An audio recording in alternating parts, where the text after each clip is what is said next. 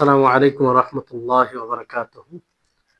إن الحمد لله نحمده ونستعينه ونستغفر ونعوذ بالله من شرور أنفسنا وسيئات أعمالنا. من يهده الله فلا مضل له ومن يضلله فلا هادي له، وأشهد أن لا إله إلا الله وحده لا شريك له، وأشهد أن محمدا عبده ورسوله. أما بعد، رب اشرح لي صدري ويسر لي أمري واحلل عقدة من لساني يفقهوا قولي. رب زدني علما رب زدني علما. اللهم إني أسألك علما نافعا ورزقا طيبا وعملا متقبلا.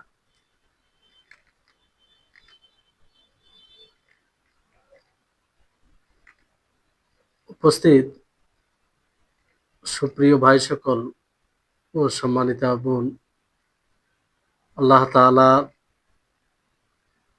লাখ লাখ শুকরিয়া যে তিনি আমাদেরকে সুস্থ অবস্থায় শেখুল ইসলাম ইবনে তাইমিয়া রাহিমাহুল্লাহ যে অন্যতম একটি বই আল আকিদাতুল ওয়াসিতিয়ার ক্লাসে উপস্থিত হওয়ার তৌফিক দিয়েছেন। তারপরে আমাদের সকলের প্রাণপ্রিয় নবী করিম মুহাম্মদ মুস্তাফা সাল্লাল্লাহু আলাইহি সাল্লাম ওনার উপর অসংখ্য শান্তির ধারা বর্ষিত হোক।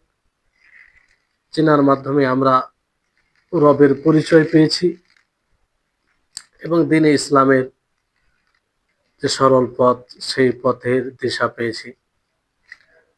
ফলে আমরা সকলে তার উপরে দরুদ পাঠ করি, আল্লাহুম্মা সাল্লি আলাইহি আল্লাহুম্মা বারিক আলাইহি। সম্মানিত উপস্থিতিগণ, আজকে ইনশাআল্লাহ আমাদের আলোচনা শুরু হবে, মানে যে বিষয় থেকে কথা শুরু হবে সেটা হচ্ছে, এখানে লেখক রাহিমাহুল্লাহ যে বিষয় নিয়ে এসেছেন সেটা হচ্ছে ফিল কিয়ামাতিল কুবরা, বড় কিয়ামত বিষয়ে। লেখক রাহিমাহুল্লাহর কথা হচ্ছে ইলা আন তাকুমাল কিয়ামাতুল কুবরা, কিয়ামত, বড় কিয়ামত সংগঠিত হওয়া পর্যন্ত। তার আগে যে উনার কথা ছিল সেটা হচ্ছে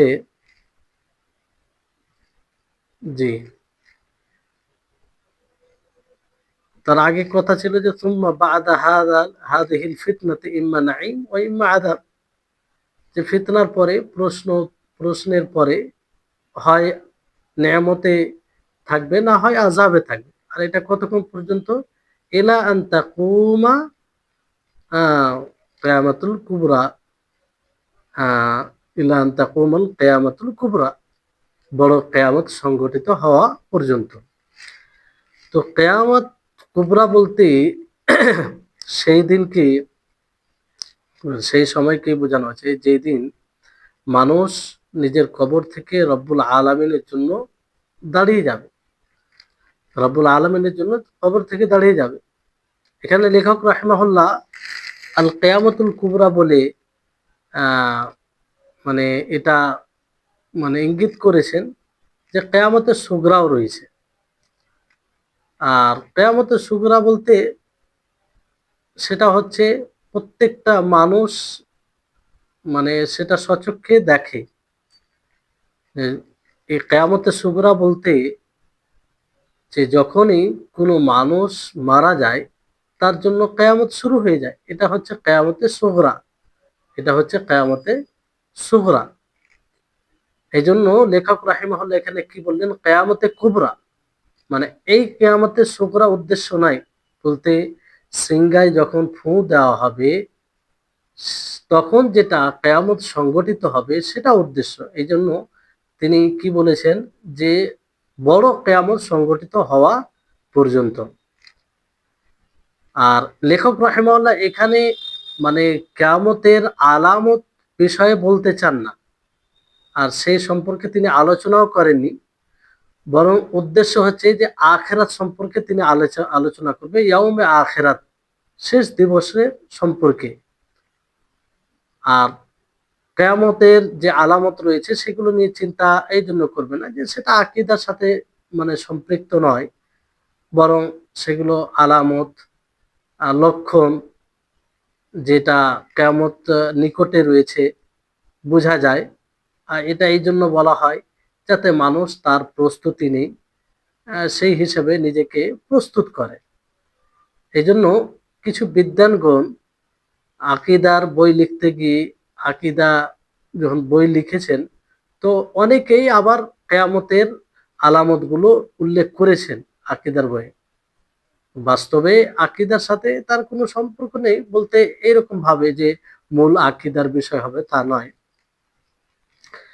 কিন্তু গায়বী বিষয় মানে আহ আল্লাহ নবী মোহাম্মদ সাল্লাল্লাহু আলাইহি সাল্লাম যেগুলো গায়বী বিষয়, যার দিকে কোরআনে ইশারা করা হয়েছে, নবী সাল্লাল্লাহু আলাইহি সাল্লাম সুন্নাতে ইশারা মানে তাফসীল বিবরণ দিয়েছেন। তো এই কিয়ামতে কুবরা, বড় কিয়ামত যখন সংগঠিত হবে, তো তখন থেকে কি কি সংগঠিত হবে এবং কি কি বিষয় ঘটবে এক এক করে লেখক রাহিমাহুল্লাহ এখানে নিয়ে এসেছেন, যাতে আমরা সেগুলোর উপরে দৃঢ় বিশ্বাস রাখি, ঈমান রাখি, সেগুলো দৃশ্য যেন আমাদের সামনে ভাসে এবং তার ভয়াবহতাকে লক্ষ্য রেখেই যেন আমরা নিজের প্রস্তুতি গ্রহণ করি। তো এগুলোর উপরে বিশ্বাস করে যাতে আমরা সেই রকম ভাবে জীবন যাপন করি। কারণ কোনো জিনিসে যখন ভয়াবহতা আমরা মনে রাখবো, তো যে কারণে সে ভয়ের সম্মুখীন হতে হবে, সে কারণটা থেকে আমরা বাঁচার চেষ্টা করব, এটাই স্বাভাবিক, এটাই স্বাভাবিক। এই জন্য নবী সাল্লাল্লাহু আলাইহি সাল্লাম এগুলো উল্লেখ করতেন এবং উল্লেখ করতে গিয়ে তিনি নিজেই ভয়ভীত হতেন, নিজেই তিনি তিনাকে দেখে বোঝা যেত যে অনেক তিনি মানে ভয় করছেন, আর সাহাবায়ে কেরামও তাই ভয় করতেন।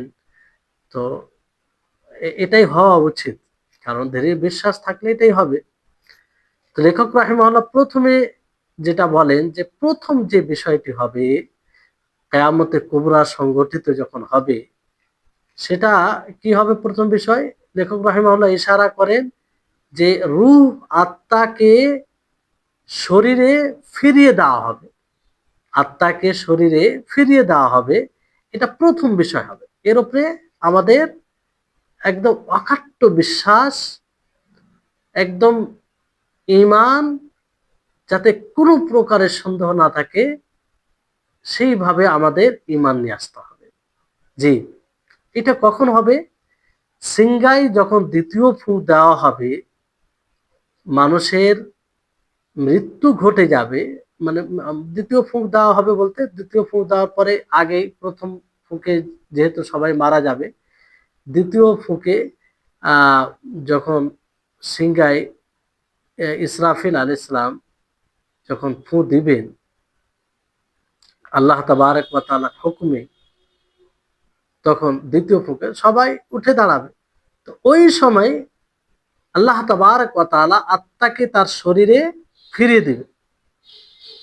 সেই আত্মা সেই শরীরে, যে শরীরটা দুনিয়াতে ছিল। কিন্তু এই ফেরানোটা এটা নয় যেটা বারজাখী জীবনে ছিল। বারজাখী জীবনে তখনও ফিরিয়ে দেওয়া হয়। আহ বারজাখী জীবনে যেমন প্রশ্ন করা হয়, মান রব্বুকা ওমা দীনুকা ওমান নবিয়ুকা, যে তোমার রব কে, তোমার দিন কি, তোমার নবী কে।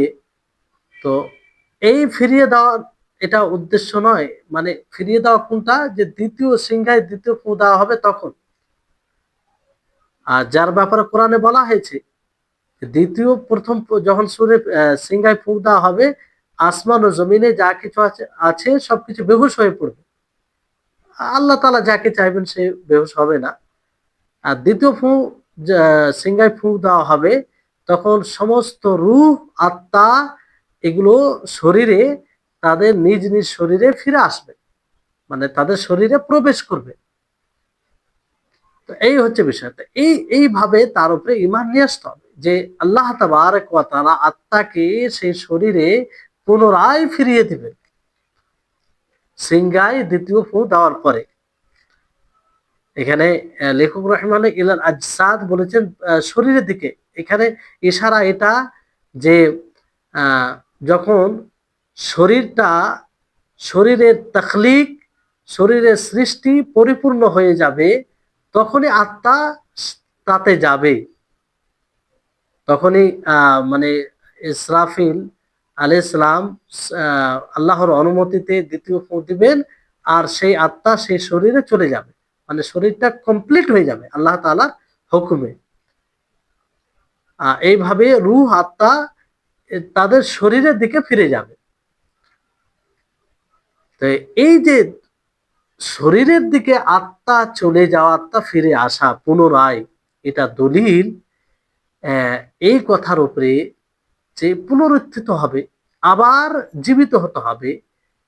এটা মানে নতুন করে আল্লাহ তাআলা সৃষ্টি করবে তা নয়, বরং পূর্বে যেটা আল্লাহ তাআলা সৃষ্টি করেছিলেন, যেটা সৃষ্টি করার পরে স্তব্ধ করে দিয়েছিলেন, শেষ করে দিয়েছিলেন, সেটাকে আবার ফিরিয়ে আনবে, নতুন নয়, নতুন ভাবে আল্লাহ তাআলা সৃষ্টি করবেন।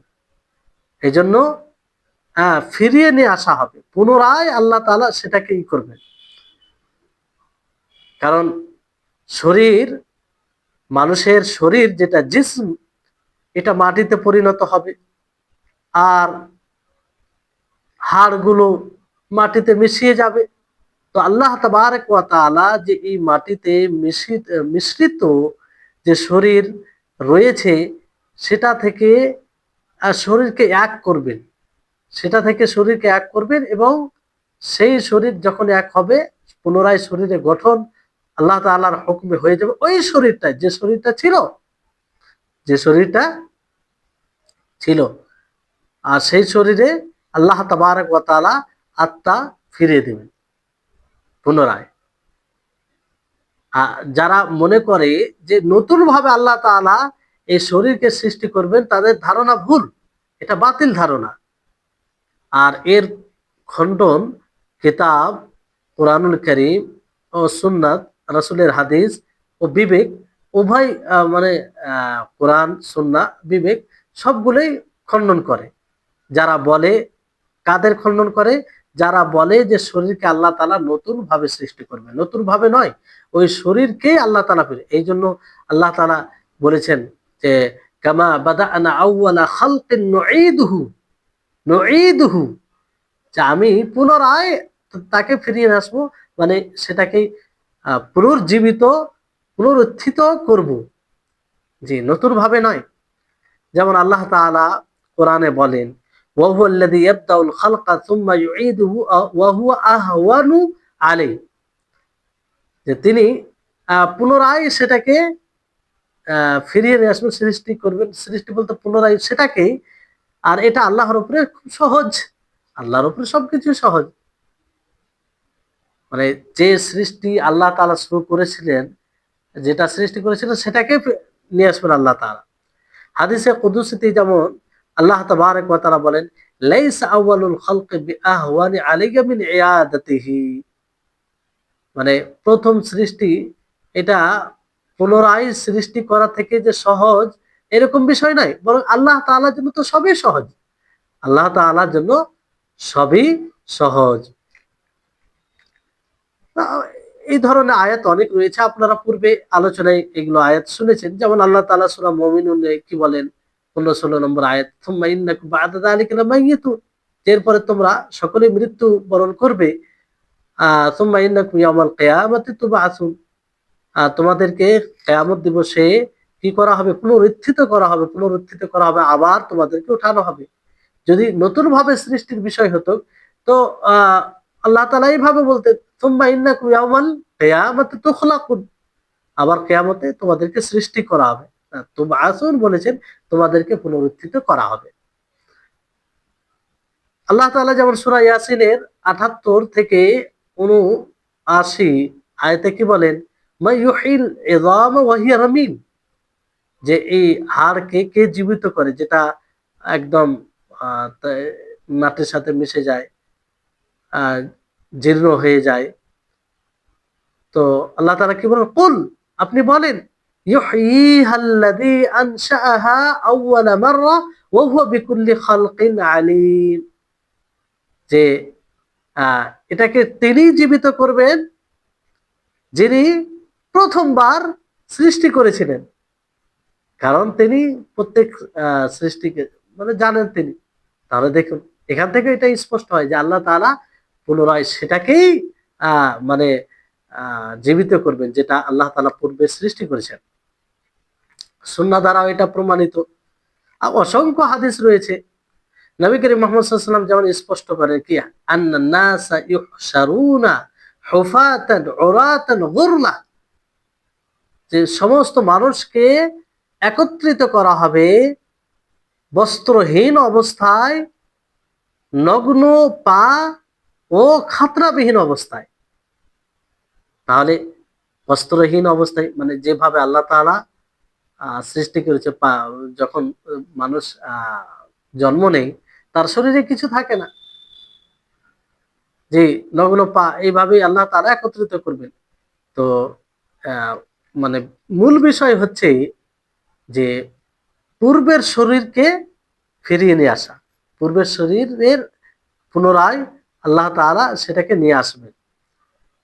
এবার যদি কোনো ব্যক্তি বলে যে অনেক মানুষকে কোনো হিংসাত্মক প্রাণী খেয়ে ফেলে, তার শরীরটা সেই প্রাণীর শরীরে গিয়ে সেই প্রাণীর মাংসে রক্তে পরিণত হয়ে যায়, তার মাংস তার শরীরের সাথে মিশে যায়, তার হাড়ের সাথে মিশে যায়, আর কিছু হয়তো তার যে পেশাব পায়খানা রয়েছে সেটা সেটা দ্বারা বের হয়ে যায়। তো এটাকে কিভাবে আল্লাহ তাআলা নিয়ে আসবে? তো এর উত্তর হচ্ছে এটা যে এটা আল্লাহর জন্য খুবই সহজ। আল্লাহর জন্য অসম্ভব বলতে কিছু নেই। আল্লাহ তাআলার জন্য অসম্ভব বলতে কোনো জিনিসই নেই। আল্লাহ তাআলা কোন যখন বলবেন ফায়াকুন, সেটা হয়ে যাবে। আল্লাহ তাআলা যখনই কোনো জিনিসের হুকুম দিবেন সেটা খালিস তার শরীর যেখানেই, তার শরীরের টুকরো পচা গড়া যা যেখানে আছে সেটা একত্রিত হয়ে তার শরীরে পরিণত হয়ে যাবে। কারণ আল্লাহ তাআলা কাদির, আল্লাহ তাআলা খালিক। আল্লাহ তাআলা আর জন্য আমরা কোনো জিনিস অসম্ভব মনে করতে পারি না, কারণ তিনি পরিপূর্ণ। জি। তো মানুষের শরীর কোথাও মিশ্রিত হয়ে যাক না কেন, পাহাড়ে নদীতে কোনো প্রাণী খেয়ে ফেলুক কিংবা আগুনে জ্বালিয়ে দেওয়া হোক, সবকিছু সেটাকেই আল্লাহ তাআলা একত্রিত করে জিসমে পূর্বের শরীরে পরিণত করতে পারেন আল্লাহ তাআলা, এতে কোনো সন্দেহ নেই। জি। তো এইরকম চিন্তা ভাবনা করাই উচিত নয়, কারণ আল্লাহ তাআলা তিনার জন্য সবকিছু সহজ, তার জন্য কঠিন বলতে কিছু নেই, অসম্ভব বলতে কিছু নেই। তারপরে লেখক রাহিমাহুল্লাহ তিনি বলছেন যে ওয়াতাকুমুল কিয়ামাতুল্লাতী আখবারাল্লাহু বিহা ফি কিতাবিহি ওয়া আলা লিসানি রাসূলিহি ওয়া আজমা আলাইহাল মুসলিমুন, যে কিয়ামত সংগঠিত হবে, যে কিয়ামত সংগঠিত হবে সেটার ব্যাপার আল্লাহ তাআলা তার কিতাবে কোরআনুল কারীমে আহ, বলেছেন, আর রাসূল সাল্লাল্লাহু আলাইহি সাল্লামের দ্বারা বলেছেন, অর্থাৎ রাসূল সাল্লাল্লাহু আলাইহি সাল্লাম হাদিসে বলেছেন, আর মুসলিমগণ তার উপরে ইজমা করেছেন, সম্মতি সেটাকে মেনে নিয়েছেন। তো তিন প্রকারের দলিল এখানে বলা যেতে পারে, যে আল্লাহ তাআলার কিতাব থেকে এবং রাসূল সাল্লাল্লাহু আলাইহি সাল্লামের হাদিস থেকে ও মুসলিমদের ইজমা, সকলের সম্মতি রয়েছে। যেমন আল্লাহ তাবারক ওয়া তাআলার কিতাব থেকে, কোরআনুল কারীম থেকে এই ব্যাপারে আল্লাহ তাবারক ওয়া তাআলা বহু জায়গায় বলেছেন। আর সেই কিয়ামতে কুবরার ব্যাপারে, আখিরাত সংগঠিত কিয়ামত যখন হবে আহ, তার বিবরণ দিয়েছেন, যে বিবরণগুলি অত্যন্ত ভয়ে ভীতি প্রদর্শনকারী, আর খুব ভয়াবহতার সাথেই উল্লেখ করা হয়েছে, যাতে তার জন্য প্রস্তুতি নেই মানুষ। যেমন আল্লাহ তাবারক ওয়া তাআলা বলেন সূরা হজের 1 থেকে 2 নম্বর আয়াত, ইয়া আইয়ুহান নাসুত্তাকু রাব্বাকুম ইন্না যালযালাতাস সাআতি শাইউন আযীম, যে হে মানব সম্প্রদায় তোমরা তোমাদের রবকে ভয় করো, তোমরা তোমাদের রবকে ভয় করো। এখানে নাস বলা হয়েছে কারণ সকলের জন্য এটা সংগঠিত হবে। ইন্না যালযালাতাস সাআতি শাইউন আযীম, নিশ্চয় সেই কিয়ামতের জালজালা, কম্পন, ভূমিকম্প বড় বিষয় হবে, এতটা বড়। আল্লাহ তাআলা বলছেন ইয়াউমা তারাউনাহা তাযহালু কুল্লু মুরদিআতিন আম্মা আরদাত ওয়া তাযাউ কুল্লু যাতি হামলিন হামলাহা ওয়া তারান নাসা সুকারা ওয়া মা হুম বিসুকারা ওয়ালাকিন্না আযাবাল্লাহি শাদীদ। যে সেই দিন দুধ পানকারিণী মহিলা যাকে দুধ পান করাবে তা থেকে গাফিল হয়ে যাবে, এত ভয়াবহ হবে। আল্লাহুল মুস্তাআন। আল্লাহ হেফাজত করুন। ওয়া তাযাউ কুল্লু যাতি হামলিন, আর গর্ভবতী মহিলা সে গর্ভবতী তার হয়ে যাবে, অথচ সে বুঝতে পারবে না। এটা স্পষ্ট যে এই দুনিয়াতে বাচ্চা ভূমিষ্ঠ করতে গিয়ে কতটা ব্যথার, কতটা যন্ত্রণার সম্মুখীন হতে হয়। কিন্তু কিয়ামতের দৃশ্য এতটা ভয়ে ভীত হবে যে ওই সময় বাচ্চা ভূমিষ্ঠ হয়ে যাবে, কিন্তু ওই রকম ব্যথা সেটা অনুভব করবে না। চিন্তা করুন, মানুষ বেহুশ, আর আল্লাহ তাবারক ওয়া তাআলা, এটা আসলে এইরকম বেহুশ নয়, মানে আসলে আল্লাহ তাআলার আযাব এটা কঠোর হবে। তাহলে এই যে আল্লাহ তাবারক ওয়া তাআলা এইভাবে সেই দিনের বিবরণ দিয়েছেন, তার কারণ কি? যাতে আমরা ভয় করি, সেই দিনকে সামনে রেখে আমরা দুনিয়াবী জীবন গড়ি। অনুরূপভাবে আল্লাহ তাআলা সূরা হাক্কার ১ থেকে ৩ নম্বর আয়াতে কি বলেন? আল হাক্কাতু মাল হাক্কা ওয়া মা আদরাকা মাল হাক্কা। যে সম্ভাব্য জিনিস, আর সম্ভাব্য জিনিস কি? অর্থাৎ কিয়ামত যেটা সংঘটিত হবে, এতে কোনো সন্দেহ নেই। আর আপনি কি জানেন সেটা হাক্কা কি? সম্ভাব্য যেটা ঘটবে, কিয়ামতকে ইশারা, যে কিয়ামত যেটা ঘটবে, যাতে কোনো সন্দেহ নেই, কোনো প্রকারের সন্দেহ নেই। আল্লাহ তাআলা অনুরূপভাবে সূরা কারিয়ার ১ থেকে ৫ নম্বর আয়াতে বলেন, আল কারিয়া, ভীতি প্রদর্শনকারী। মাল কারিয়া, ভীতি প্রদর্শনকারী কি? যে আওয়াজ দিবে। আর এটা আপনাকে কিসে জানিয়েছে? ইয়াউমা ইয়াকুনুন নাসু কাল ফারাশিল মাবথুস, যে সেই দিন মানুষ বিক্ষিপ্ত পতঙ্গের মতো হয়ে যাবে। এমন একটা দিন হবে, পাহাড়গুলো আহ, মানে ধুলো ধুলো হয়ে যাবে। তো এইভাবে কোরআনে তার বিবরণ দেওয়া হয়েছে, যেটা মানে যেটা থেকে স্পষ্ট ভাবে যে একদম ভয়ে ভীত হবে, যেটা শুনলেই মানুষের হৃদয়ে ভয় আসবে যদি মুমিন হয়। তো এইসব বিষয়ের উপরে আল্লাহ তাবারক ওয়া তাআলা কোরআনে উল্লেখ করেছেন, যাতে এগুলোকে জেনে এর উপরে ঈমান নিয়ে আসে, আর ওই অনুযায়ী আমল করে, ওই অনুযায়ী আমল করে। যদি এর উপরে ঈমান না নিয়ে আসে, তাহলে তো সে আমল করবে না।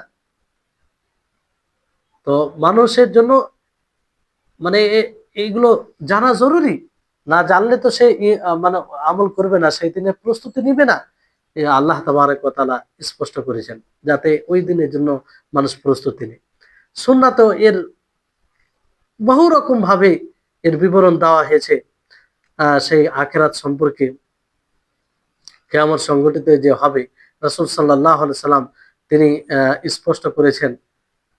আর তার বিবরণ ইনশাআল্লাহ আগে আসবে আলোচনায়। আর অনুরূপভাবে ইজমাও রয়েছে।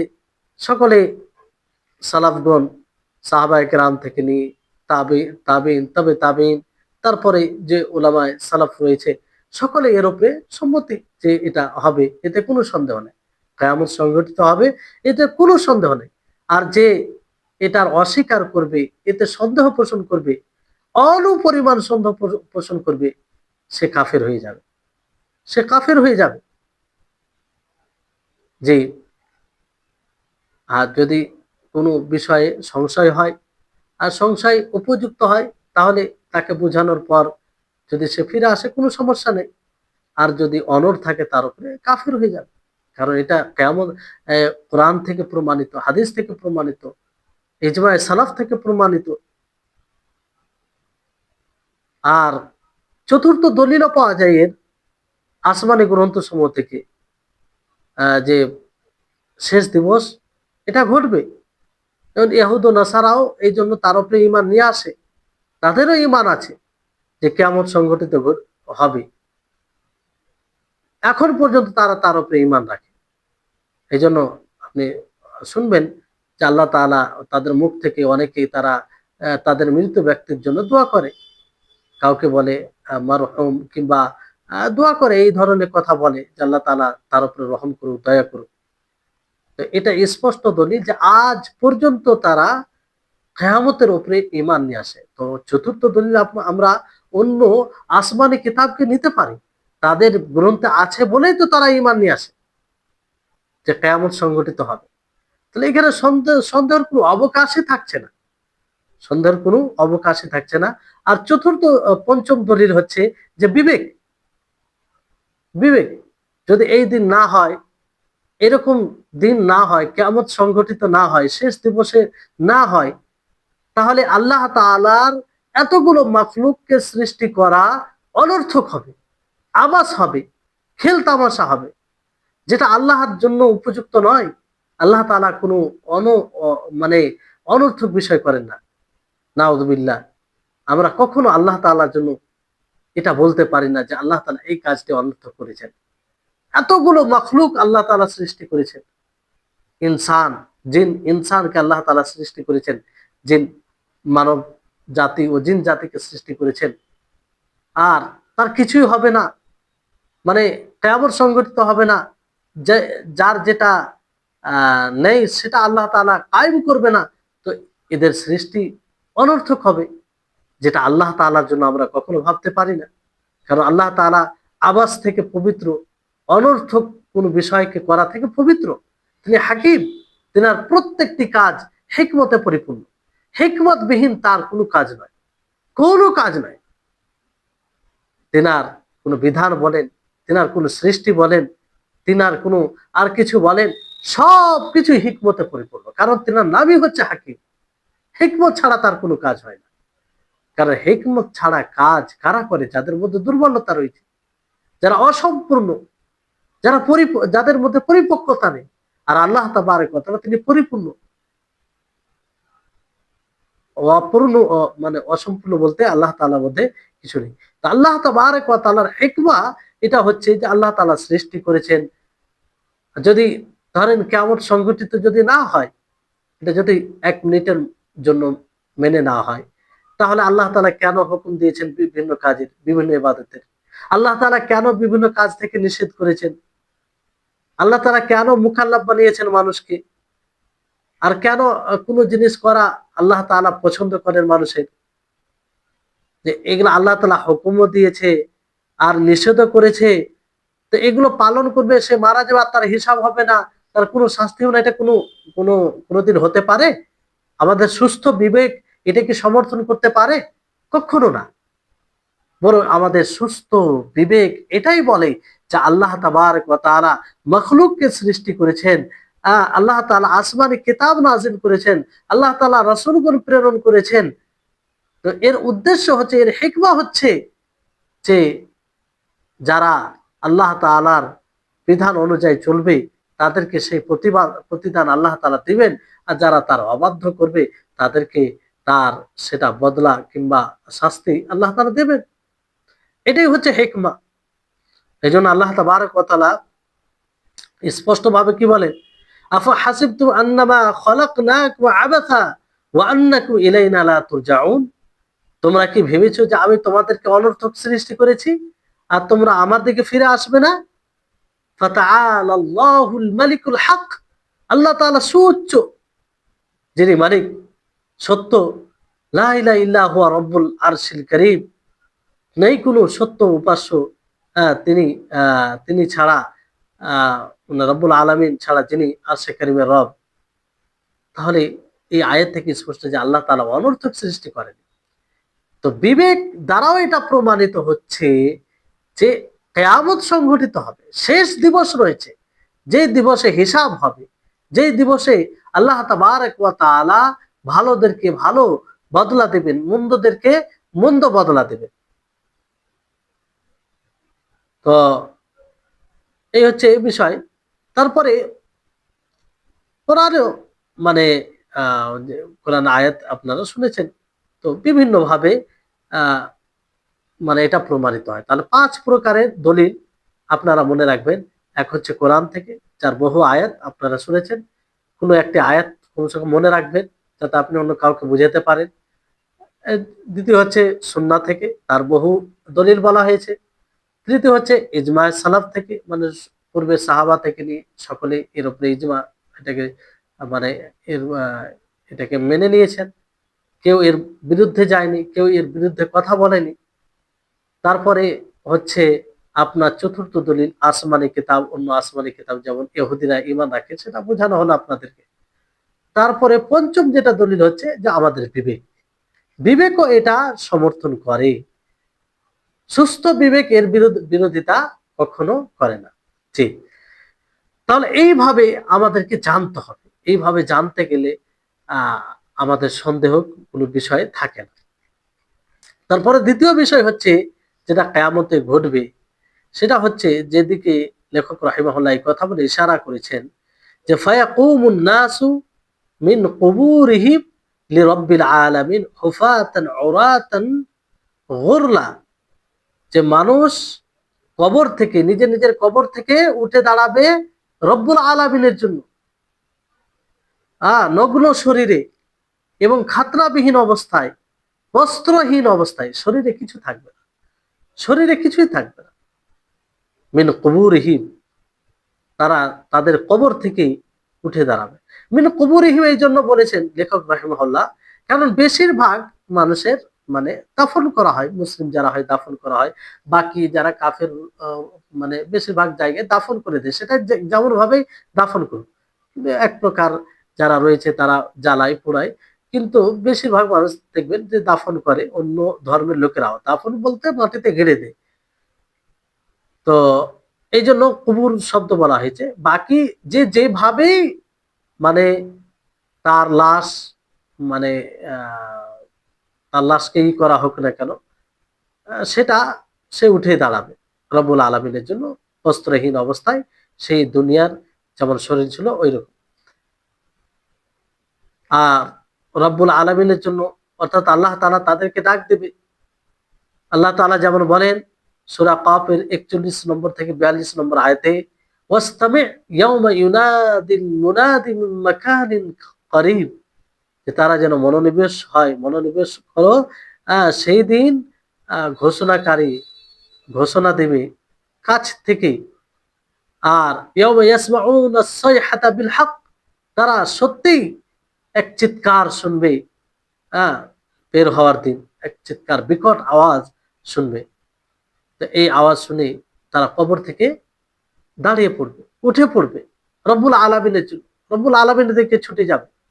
আল্লাহ তাআলা সূরা মুতাফফিফিনে ৪ থেকে ৬ নম্বর আয়াতে বলেন, আলা ইয়াযুন্নু উলাইকা আন্নাহুম মাবউসুন, যে তারা কি বিশ্বাস রাখে না যে তাদেরকে পুনরুত্থিত করা হবে, পুনর্জীবিত করা হবে, আবার তাদেরকে উঠানো হবে লিয়াউমিন আযীম, মহান দিনের জন্য।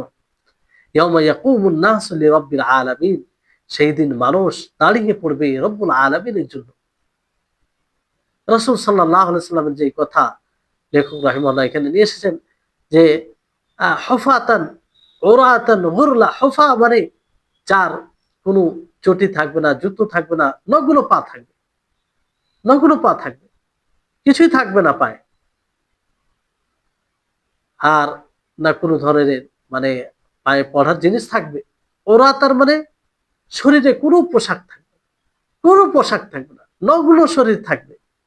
গোরলা বলতে খাতনাবিহীন অবস্থায় হবে, মানে বাচ্চা যখন জন্ম নেই তার খাতনা করা থাকে না, ওই অবস্থায় মানে খাতনাবিহীন অবস্থায় তাকে উঠানো হবে। এই জন্য আল্লাহ তাআলা যেমন আয়াতে বলেন, কামা বাদাআনা আউওয়ালা খালকিন নুঈদুহু, যা আমি যেমন আমি সৃষ্টি করেছি, পুনরায় আমি সৃষ্টি করব। প্রথম আল্লাহ তাআলা খাতনাবিহীন সৃষ্টি করেছেন।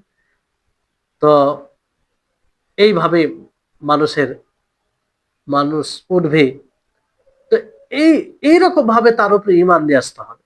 নবী সাল্লাল্লাহু আলাইহি ওয়াসাল্লাম যখন বলেন যে ইহশারুন নাসু হুফাতান উরাতান হুফাতান গুরলা, মানে ইহশারুন নাস, যে মানুষকে একত্রিত করা হবে ইয়াউমাল কিয়ামতের দিনে, নগ্ন পা, নগ্ন শরীর, বস্ত্রহীন অবস্থায়। তো আয়েশা রাদিয়াল্লাহু তাআলা আনহা বলেন, ইয়া রাসূলুল্লাহ, হে আল্লাহর রাসূল, আর রিজাল ওয়ান নিসা ইয়ানদুরু বা'দুহুম ইলা বা'দ, যে মহিলা পুরুষ সবাই উঠে দাঁড়াবে, তারা কি একে অপরের দিকে তাকাবে না, একে অপরের দিকে দেখবে না? তখন তিনি বলেন যে আল আমরু আসাদ্দু মিন আইয়ুহিম্মাহুম যালিকা, যে তাদের এক অপরের দিকে তাকানোর চেয়ে বড় কঠিন বিষয় হবে, বড় জটিল বিষয় হবে। এই জন্য তাকাবার কোনো, তাদের চিন্তা থাকবে না, তাকাবার কোনো মুহূর্ত থাকবে না, বড় কঠিন অবস্থায় থাকবে। এজন্য দেখবেন দুনিয়াতে আমরা যখন দেখি যে আমরা কোনো সময় চাই না যে আমাদের লজ্জা স্থান উন্মুক্ত হোক, কিন্তু মানুষ যখন বড় বিপদে থাকে, প্রবল মানে বড় বিপদে থাকে, তার লজ্জা স্থানে কাপড়, তার যেটা আবৃত্তি করে রাখে, ঢেকে রাখে, সেই কাপড় কোথায় যায় সে বুঝতে পারে না। কষ্টের জ্বালাই, ব্যথার জ্বালাই দুনিয়াতে এটা হয়। তো সেই হাসরের মাঠে কি অবস্থা হবে বুঝতেই পারবে না, যে উলঙ্গ আছে, মানে কোনো ওইদিকে ধ্যান থাকবে না, কোনো ওইদিকে মানে দৃষ্টিভঙ্গি যাবে না। তো এই হচ্ছে নবী সাল্লাল্লাহু আলাইহি ওয়াসাল্লাম তাই বলেন যে আল আমরু আসাদ্দু মিন আইয়ুহিম্মাহুম যালিকা, যে বিষয়টি কঠিন হবে, জটিল হবে, যে তারা ওই এক অপরের দিকে তাকাবে তার চেয়ে। তো এই জন্য আপনারা শুনেছেন কোরআনে আল্লাহ তাআলা সেই দৃশ্য তুলে ধরেছেন। আল্লাহ তাআলা বলেন, ইয়াউমা ইয়াফিরুল মারউ মিন আখি, যে সেই দিন মানুষ নিজের ভাই থেকে পলায়ন করবে, ওয়া উম্মিহি ওয়া আবি, যে সবচেয়ে দুনিয়াবি জীবনে, পার্থিব জীবনে যে সবচেয়ে কাছের মানুষ, যে সবচেয়ে বেশি ভালোবাসা দেয়, ভালোবাসে মানুষ, সেই মা, মা থেকেও পলায়ন করবে, পিতা থেকেও পলায়ন করবে, ও সাহিবাতিহি ওয়া বানি, স্ত্রী থেকে পলায়ন করবে, সন্তান থেকে পলায়ন করবে। লিকুল্লি ইমরিইন মিনহুম ইয়াউমাইযিন শাআনুন ইউগনি, প্রত্যেকটা মানুষ সেই দিন নিজের বিষয় নিয়ে চিন্তিত থাকবে, যে আমার কি হবে, আমার কি হবে। চিন্তা করুন, চিন্তা করুন, যে দুনিয়াতে সবচেয়ে যারা আপন, দুনিয়াতে বিপদের সময় কেউ না আসলে এরা আসে, এরা কাজে আসে, এরা দাঁড়ায়, এরা ব্যথিত হয়, এরা ঝাঁপিয়ে পড়ে, এদেরকে উল্লেখ করে আল্লাহ তাআলা বলেন যে সেদিন কেউ কারো কাজে আসবে না। ইয়াউমা ইয়াফিরুল মারউ মিন আখি, যে মানুষ নিজের ভাই থেকে পলায়ন করবে, নিজের মা থেকে পলায়ন করবে, নিজের পিতা থেকে পলায়ন করবে, নিজের স্ত্রী থেকে পলায়ন করবে, নিজের সন্তান থেকে পলায়ন করবে। কেউ কারো দিকে তাকাবে না, কেউ কারো দিকে দেখবে না,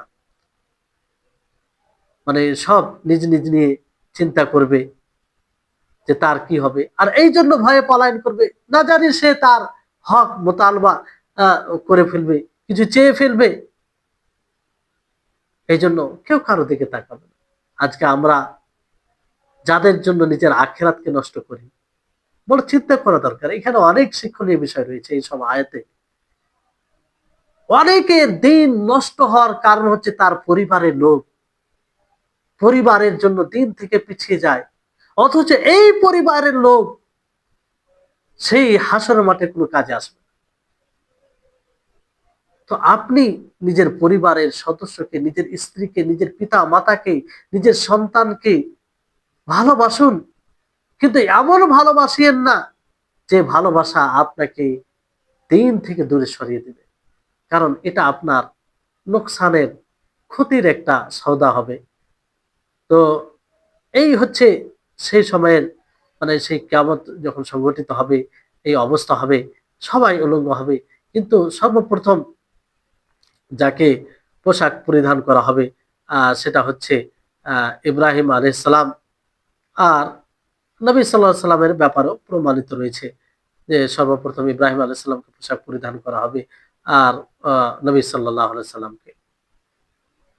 তো এগুলোর উপরে ঈমান নিয়ে আসতে হবে, এমন ভাবে ঈমান যে মনে হচ্ছে আপনি দেখছেন। তৃতীয় বিষয় যেটা ঘটবে, ওয়াতাদনু মিনহুম আশ-শামসু, লেখক রাহিমাহুল্লাহ বলছেন যে সূর্য একদম অতি নিকটে থাকবে, তাদনু একদম নিকটে থাকবে। রয়েছে যে 1 মিল বরাবর। এই মিল হতে পারে যে দূরত্বের দিক দিয়ে 1 মিল, এটা হতে পারে, কিংবা সুরমা দানিতে যে থাকে, যে কাঠে থাকে সুরমা দেওয়ার জন্য, সেটাও উদ্দেশ্য হতে পারে। যাই হোক, দুটোর মধ্যে যে কোনো একটা থাক না কেন, দুটোই আমাদের জন্য ভয়ঙ্কর বিষয়। কারণ এই দুনিয়ার পার্থিব জীবনে এত উপরে সূর্য থাকার উপরেও সূর্য যখন প্রখর তাপমাত্রা থাকে, তখন কতটা কষ্ট হয়, অসহ্য হয়ে পড়ে। তাহলে চিন্তা করুন, যখন সূর্য এত কাছে নিকটে চলে আসবে, তখন কি অবস্থা হবে। আল্লাহ আমাদের হেফাজত করুন। এজন্য অনেকে বলেন যে এখন যে অবস্থায় আমরা সূর্যকে দেখি, সেই অবস্থা থেকে যদি 1 চুল বরাবর সূর্যকে আরো কাছিয়ে দেওয়া হয়, তাহলে হয়তো জমিন পুড়ে যাবে।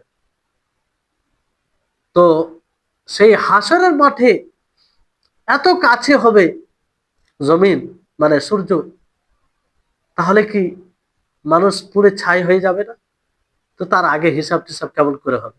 এটা একটা প্রশ্ন জাগছে, সংশয়। জি, তো এর উত্তর হচ্ছে এটাই, যে আল্লাহ তাবারক ওয়া তাআলা মানুষকে হাসরের মাঠে যে একত্রিত করবেন, দুনিয়াতে যে শক্তি ছিল সেই শক্তির উপরে নয়, বরং আল্লাহ তাআলা সেই শক্তি তাদেরকে সহ্য করার ক্ষমতা আল্লাহ তাআলা দিবেন। মানে তারা শক্তিশালী হবে আর সহ্য করবে, কিন্তু বড় কষ্টের সাথে। এটা সহ্য করার শক্তি দিবে মানে এটা নয় যে সহজে সহ্য করে নিবে, এটা নয়। মানে যেমন ধরুন, দুনিয়াতে যদি একটু কাছে হয়, যে অবস্থায় এখন সূর্য আছে, তাহলে তো সব জ্বলে পুড়ে ছাই হয়ে যাবে, থাকবে না কিছু। কিন্তু হাসর মাঠে এটা কিছু হবে না, কষ্ট হবে, কিন্তু সে থাকবে, টিকে থাকবে। আল্লাহ তাআলা ওই শক্তি দিবে।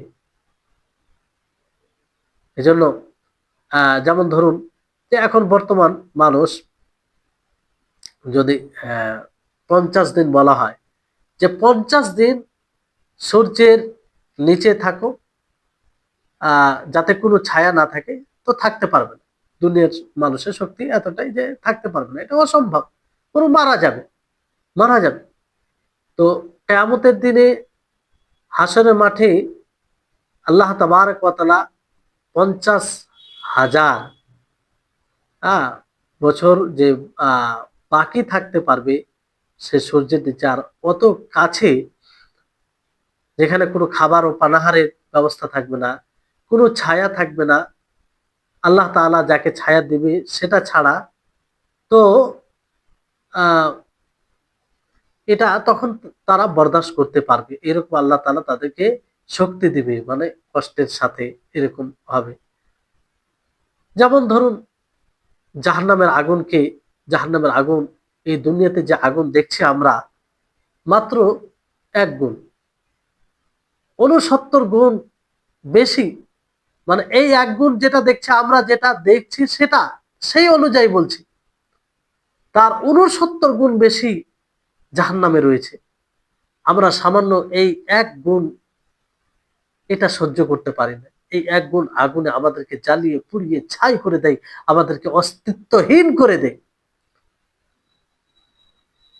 তো যে জাহান্নাম 70 গুণ হবে, সেই জাহান্নামে মানুষ জীবিত কি করে থাকবে? জাহান্নামীরা, আল্লাহ তাআলা ওই শক্তি দিবে। এজন্য আয়াতে বলা হয়েছে, আল্লাহ আমাদের হেফাজত করুন, কুল্লামা নাযিজাত জুলুদুহুম বাদদাল্লাহু জুলুদান গায়রাহা, যে তাদের চামড়া যখনই গলে যাবে, আবার তাদেরকে নতুন ভাবে আল্লাহ তাআলা চামড়া দেবে, যাতে আবার স্বাদ গ্রহণ করে আযাবের, আবার তারা আযাবের স্বাদ গ্রহণ করে।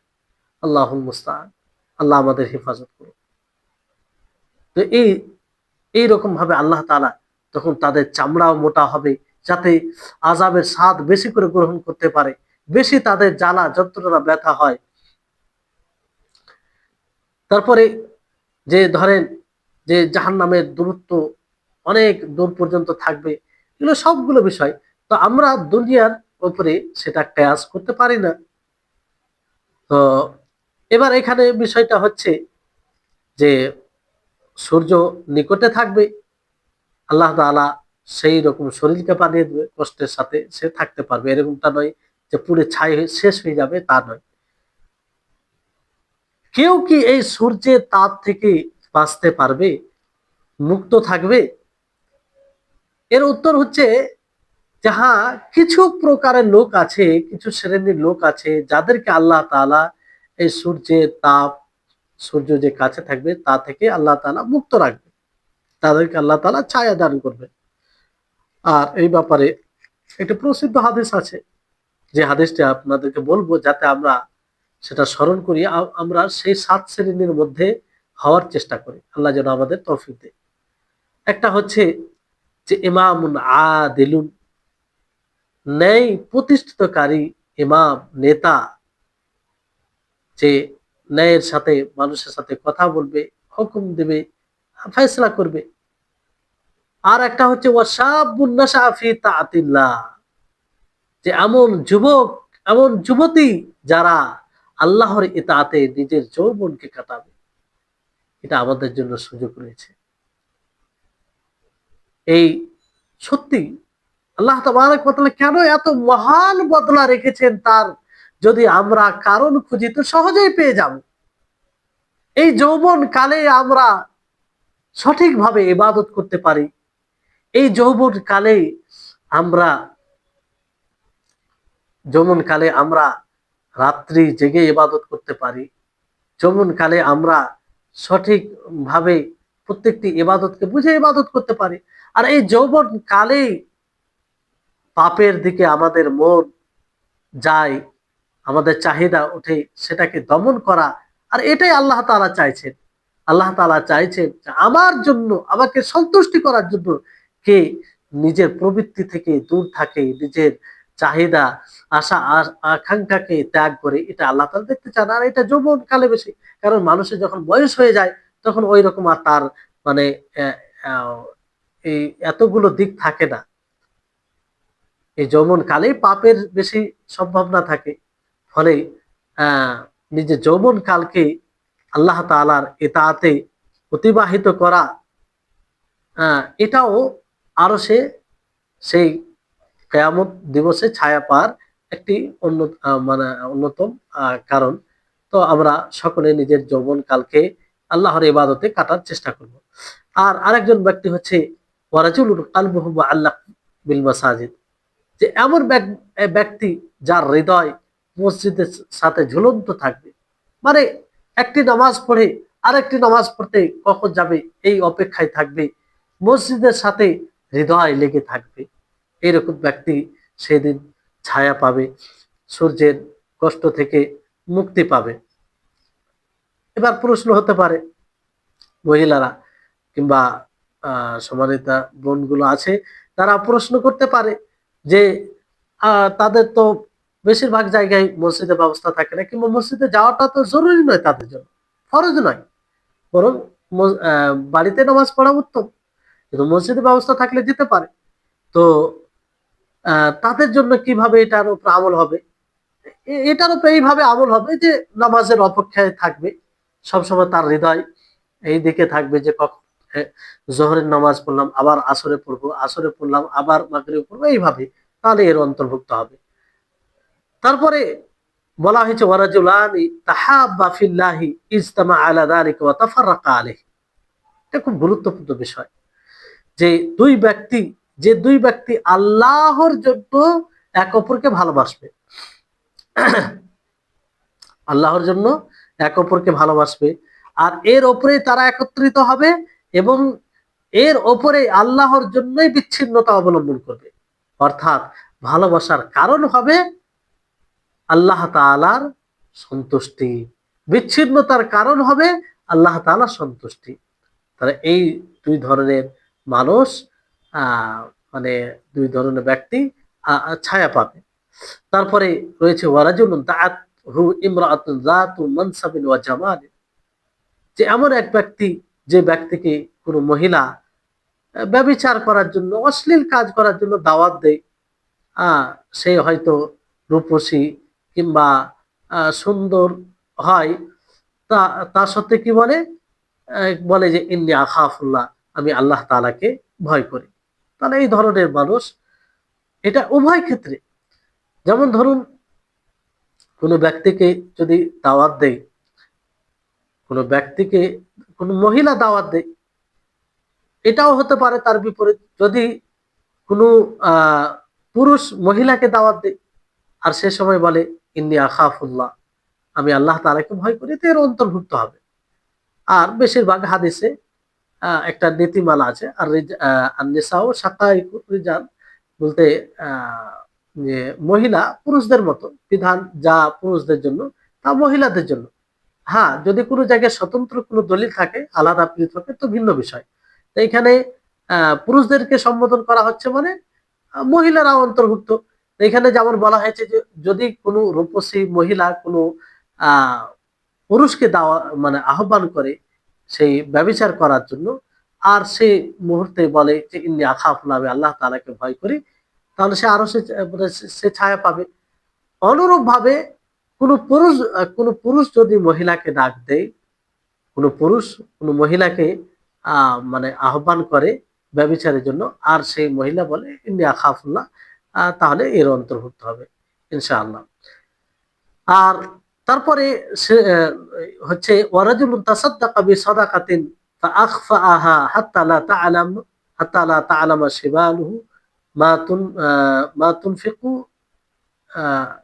ইয়ামিনুহু, যে এমন এক ব্যক্তি যে সাদকা করবে, খরচ করবে আল্লাহর পথে, এমন ছুপিত ভাবে, গোপনীয় ভাবে, যে যেটা তার ডান হাত খরচ করে থাকবে, বাম হাত জানতে পারবে না, অর্থাৎ পাশে কেউ জানতে পারবে না, ছুপিত ভাবে করবে। কিন্তু অনেক সময় প্রকাশ্যভাবে দান করা এটা উত্তম হয়ে যায়, সেটা অবস্থাকে কেন্দ্র করে। কিন্তু আসল হচ্ছে মানুষ গোপনীয় ভাবে খরচ করবে, সাদকা করবে। আর আরেক ব্যক্তি হচ্ছে যে আল্লাহ তাআলার সবসময় কি করবে, খালি অবস্থায় অবসর যখন থাকবে, তখন আল্লাহ তাআলা জিকির করবে, আল্লাহ তাআলাকে স্মরণ করবে, ফাফাজাত আইনাহু, তার চোখ দিয়ে অশ্রু বইবে। আল্লাহ তাআলাকে স্মরণ করি, চোখ দিয়ে অশ্রু বইবে, এরকম ব্যক্তি ছায়া পাবে। তাহলে এই ধর আরো এছাড়া, এই 7 প্রকার ছাড়া আরো কিছু শ্রেণীর কিছু প্রকার লোক রয়েছে যারা পাবে, যেগুলো অন্যান্য হাদিসে বলা হয়েছে। তো এখানে একটি বিষয়, যেটা গুরুত্বপূর্ণ বিষয় মনে রাখবেন, সেটা হচ্ছে যে লা যিল্লা ইল্লা যিল্লুহু বলা হয়েছে, যে কোনো ছায়া থাকবে না কিন্তু আল্লাহ তাআলা ছায়া। এখানে আল্লাহ তাআলার ছায়া বলতে আল্লাহ তাআলা ছায়া সৃষ্টি করবেন, আল্লাহ তাআলা ছায়া সৃষ্টি করবেন, আল্লাহ তাআলার ছায়া নয়, আল্লাহ তাআলার আরশের ছায়া নয়, মানে এটা উদ্দেশ্য নাই। যেমন কিছু মানুষ মানে এটা মানে ধারণা করে যে আল্লাহ তাআলার ছায়া, যে না, আল্লাহ তাআলার ছায়া হওয়া মানে কি সূর্য আল্লাহ তাআলাকে পরিবেষ্টন করে ফেলেছে, নাউজুবিল্লাহ, এটা তো কখনো হতে পারে না। আল্লাহ তাআলাকে কোনো জিনিস পরিবেষ্টন করতে পারে না, আল্লাহ তাআলা সব জিনিসকে পরিবেষ্টন করে আছে, আল্লাহ তাআলার উপরে কোনো জিনিস নেই। তো আল্লাহ তাআলা তাদের জন্য ছায়াকে সৃষ্টি করবেন, এটা মনে রাখবেন। আল্লাহ তাআলার ছায়া নয়, বরং আল্লাহ তাআলা ছায়াকে কি করবেন, সৃষ্টি করবেন। আর যারা মনে করে যে এটা আল্লাহ তাআলার সত্তার ছায়া, এটা একদম বাতিল, এটা বাতিল। কারণ ওই সময় বড় একটা কুফরি অর্থ চলে আসবে। যেমন আমরা দুনিয়াতে অনেক সময় ছায়া বানায়,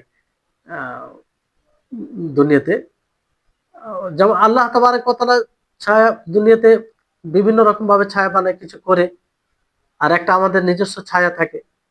তো আল্লাহ তাআলা মানে ছায়া সৃষ্টি করবেন, আল্লাহ তাআলা সৃষ্টি করবেন, আল্লাহ তাআলা সত্তার সেটা ছায়া হবে না। আল্লাহ তাআলা ছায়া সৃষ্টি করে যাকে ইচ্ছা তাকে সেই ছায়া দান করবে।